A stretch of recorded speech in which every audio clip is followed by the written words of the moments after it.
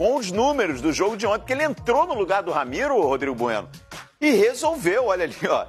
Só teve tempo para definir o placar. Aliás, revivendo, né? O clássico, quando ele jogou no Fortaleza, fez gols no Ceará, né? E ontem mais uma vez. O futebol tem algumas coisas que são lógicas, né? Talvez o melhor cabeceador, segundo o Rogério Ceni, do Brasil é o Gustavo. Como é que foi o gol dele? Cruzamento para a área. Então ele foi bem colocado nesse momento. Primeiro que ele é um cara muito mais capacitado para fazer gol do que o Ramiro. Até onde eu saiba, ele é o Gustavo, o Ramiro não é o Ramiro Gol. Então o Corinthians quer ganhar o jogo, quer fazer gol, é mais interessante você ter o Gustavo em campo do que o Ramiro, que para mim não aconteceu nesse ano aí, né, com mais talvez baixos do que altos no Corinthians. O Ramiro tá nesse grupo dos que tiveram mais baixos. O Gustavo começou muito bem, caiu de produção, terminou de lesão, concorrência com jogadores que são mais técnicos, mas ele é útil, muito útil, sobretudo nesse tipo de jogo no final. E colocou o gol dele, não é um gol do título, mas é o gol da vaga na Libertadores. É o gol da vaga na Libertadores. Ô Mano, oi. Corinthians ontem até começou bem o jogo, levou alguns sustos no primeiro tempo, é verdade. Cássio fez uma grande defesa. Ceará parecia que realmente estava no desespero, que ia incomodar, que ia dificultar as coisas para o Corinthians, mas o Corinthians teve sangue frio. Com a vaga em disputa, com a vaga na Libertadores ameaçada, o Corinthians teve que a cabeça no lugar até construir esse resultado nas mudanças do Coelho. O Corinthians é um time hoje mais confiante nas mãos do Coelho. O Corinthians ontem ele começou e era até natural, o Ceará numa condição ali que a torcida não deseja, o Ceará brigando para tentar escapar aí dessa zona de rebaixamento, para não cair para a Série B. O Ceará nitidamente ia para cima do Corinthians de qualquer forma. Ele ia tentar aproveitar o estádio com bom público aí também, empurrando o time do Ceará. E o Ceará aproveitou dessas circunstâncias aí para tentar empurrar o Corinthians para o campo de defesa. O jogo começou assim. No decorrer do primeiro tempo, o Corinthians começou a ganhar o meio-campo. O Corinthians começou a tocar melhor a bola, o Corinthians começou a explorar o nervosismo do Ceará, que não estava conseguindo fazer o gol. E aí o Corinthians começa a ganhar projeção dentro do jogo. Aí o Corinthians começa a agredir o Ceará também. E aí nos contra-ataques, principalmente com o Janderson, que foi o melhor em campo ontem, o Corinthians começou a levar perigo. O próprio Carlos Augusto ali participou bem também pelo setor esquerdo, aí, uma das melhores chances do Corinthians no primeiro tempo também, uma participação dele, que ele dá um chapéu no jogador do Ceará e depois na conclusão o Janderson chuta por cima. E ali sim o Corinthians começa a colocar a bola no chão e começa a tentar propor um pouco mais. O Corinthians começa a agredir o adversário. No segundo tempo, então, aí o nervosismo bateu no Ceará. Só deu o Corinthians. O Corinthians foi um time muito mais efetivo que o Ceará.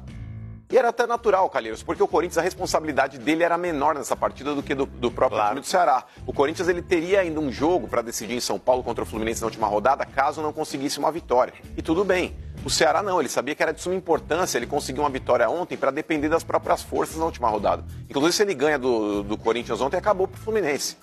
O Fluminense já não teria o que fazer no Campeonato Brasileiro. Então, cara, é uma situação... O Fluminense não, perdão, Cruzeiro. Então, querendo ou não, cara, a situação do Ceará hoje se complicou muito.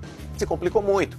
Porque, querendo ou não, mesmo, é claro, matematicamente falando, se o Cruzeiro não conseguir vencer o Grêmio, praticamente dá adeus, mas matematicamente não existe ainda o término do campeonato para o Cruzeiro. Ainda vai para a última rodada. O Corinthians acabou dando uma sobrevida para o time do Cruzeiro. Claro, independentemente de qualquer resultado hoje lá em Porto Alegre, o Cruzeiro chega vivo na última rodada.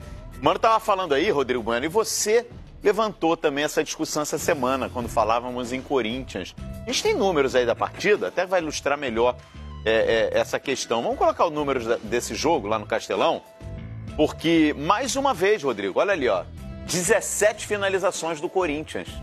E você tinha chamado a atenção, que era um time que estava mais leve, estava mais solto, estava chegando mais ao ataque.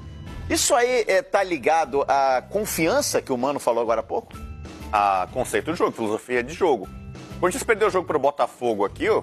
O Corinthians teve mais de uma dezena de finalizações. Se você pegar a média de finalizações do Corinthians na era Carille, nesse campeonato, e nessa curta era Coelho, pode ver a diferença, como subiu. Você pode ver, o Corinthians está jogando muito melhor, mudou muita coisa? Não, até porque os jogadores são mais ou menos os mesmos. Em alguns jogos, acho que até o Mano criticou contra o Botafogo que ele utilizou 3 volantes. E ontem fez a mesma coisa. Mas ele finalizou muitas vezes. O Corinthians fazia jogos, especialmente jogos fora de casa contra times tecnicamente superiores, que não finalizavam uma vez no gol. O Corinthians passou em branco contra o Flamengo no Maracanã, contra o Cruzeiro no Mirão, fazer jogo de não dar um chute no gol. E aí, realmente, aí você fala, poxa, não dá para um time grande, um time do tamanho do Corinthians, ficar todo mundo agarrado ali na trave, na defesa, jogando por uma bola que não vem, então tudo bem. Fecho aqui com 0-0. Não, o Coelho, pelo menos, está tentando, com algumas Ele fixou o Janderson, que é o jogador que estava pedindo passagem. Ainda é garoto, oscila um pouco, mas ele tem explosão, tem velocidade, puxa contra-ataque, tem drible, ele vai para cima, tenta jogada individual, fazer alguma coisa diferente. Né? Ele dos garotos, hoje o Bobear tá melhor até. O Pedrinho já tá com outro problema. Até o empresário dele, o que fala fora tal. O Vital, né, também oscilando. Então eu acho que o Coelho vai entregar o Corinthians para as mãos do Thiago Nunes num momento melhor, com um pouco mais de confiança e já com um jogo um pouco mais propositivo, um pouco mais ofensivo.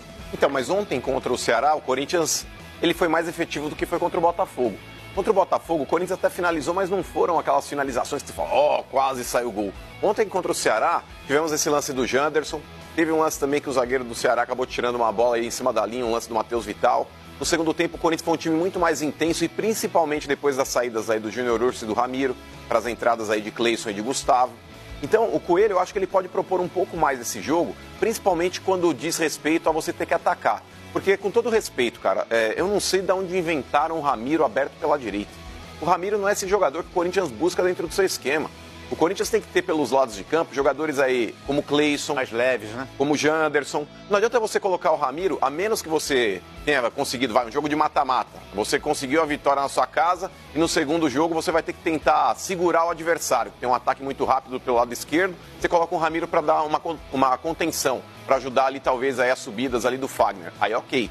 Agora, o Corinthians precisando propor uma vitória, o Corinthians tentando buscar o jogo, tendo o Ramiro para fazer essa função aí de corredor pela lateral do campo, não dá. Você está falando em jogadores mais leves, né? Jogadores mais rápidos para jogar nessas laterais. Esse nome especulado ontem lá em Fortaleza, o Pedro Rocha, sim, do Cruzeiro. O Luan, né, já é um nome que está ventilado aí já há alguns dias, é uma possibilidade também de transferência. O que vocês pensam sobre esse jogador, Pedro Rocha, caso realmente confirme aí uma transferência para o Corinthians? Eu não gosto. Não? Eu não gosto. Se for aquele Pedro Rocha do Grêmio, perfeito, ok. Pedro Rocha do Cruzeiro, como disseram aí outros tempos aí também, Thiago Neves, esse do Cruzeiro de hoje, imagina, gente, o Luan de hoje, são incógnitas. Se o Pedro Rocha fosse realmente esse cara todo, ele teria sido titular boa parte da temporada, não foi. Pedro Rocha não era titular também no Cruzeiro, oscilava demais. Fez bons jogos, ok, mas é muito pouco, perto da expectativa que foi gerada na contratação dele. Por exemplo, o Luan. Se o Luan fosse realmente esse jogador todo hoje, o Grêmio estaria dispensando o jogador dessa forma. O Grêmio não está fazendo esforço nenhum para tentar ficar com o Luan.